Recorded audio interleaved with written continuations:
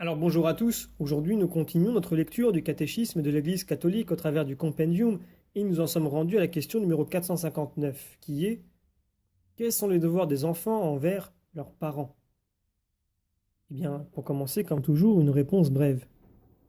Les enfants doivent respect, donc piété filiale, reconnaissance, docilité et obéissance envers leurs parents, contribuant ainsi, par les bonnes relations entre frères et sœurs, au progrès de l'harmonie et de la sainteté de toute la vie de famille.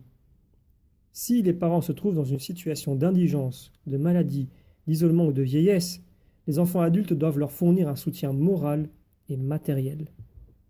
Alors pour étayer ces propos, prenons les paragraphes 2214 à 2220 du catéchisme qui nous disent ceci. La paternité divine est la source de la paternité humaine. C'est elle qui fonde l'honneur des parents.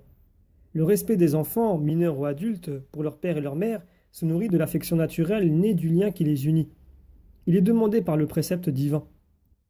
Le respect pour les parents, donc piété filiale, est fait de reconnaissance à l'égard de ceux qui, par le don de la vie, leur amour et leur travail, ont mis leur enfant au monde et leur ont permis de grandir en taille, en sagesse et en grâce.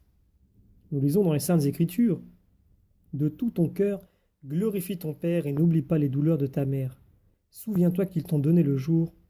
Comment leur rendras-tu ce qu'ils ont fait pour toi? Le respect filial se révèle par la docilité et l'obéissance véritable. Nous pouvons lire, encore une fois dans les Saintes Écritures: garde, mon fils, le précepte de ton père, ne rejette pas l'enseignement de ta mère. Dans tes démarches, ils te guideront, dans ton repos, ils te garderont, et à ton réveil, ils te parleront.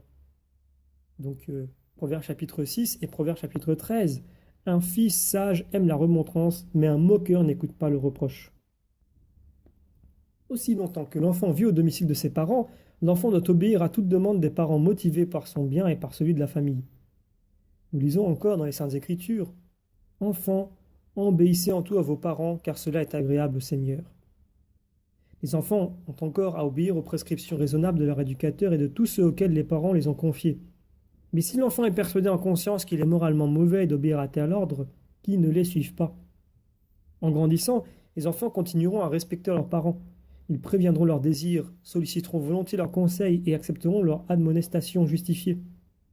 L'obéissance envers les parents cesse avec l'émancipation des enfants, mais non point le respect qui reste dû à jamais. Celui-ci trouve en effet sa racine dans la crainte de Dieu, un des dons du Saint-Esprit. Le 4e commandement rappelle aux enfants devenus grands leur responsabilité envers les parents. Autant qu'ils le peuvent, ils doivent leur donner l'aide matérielle et morale dans les années de vieillesse et durant le temps de maladie, de solitude ou de détresse. Jésus rappelle ce devoir de reconnaissance, notamment en Marc chapitre 7. Le Seigneur a glorifié le Père, donc je lis les Saintes Écritures, devant les enfants, et il a affermi le droit de la mère sur les fils. Qui honore son père expie ses péchés, et qui glorifie sa mère amasse un trésor. Qui honore son père trouvera de la joie dans ses enfants, et au jour de la prière, il sera exaucé.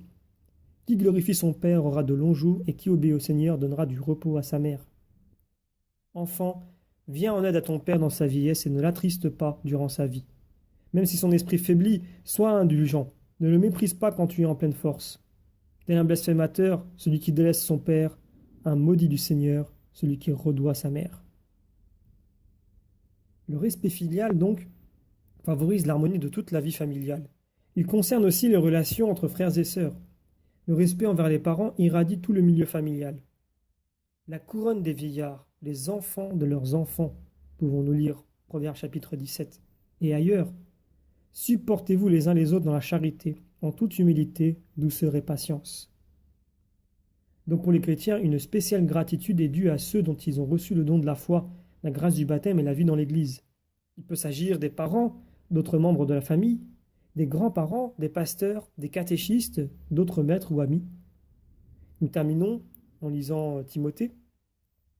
J'évoque le souvenir de la foi sans feinte qui est en toi, celle qui habite d'abord en ta grand-mère Loïs et en ta mère Eunice, et qui, j'en suis persuadé, est aussi en toi.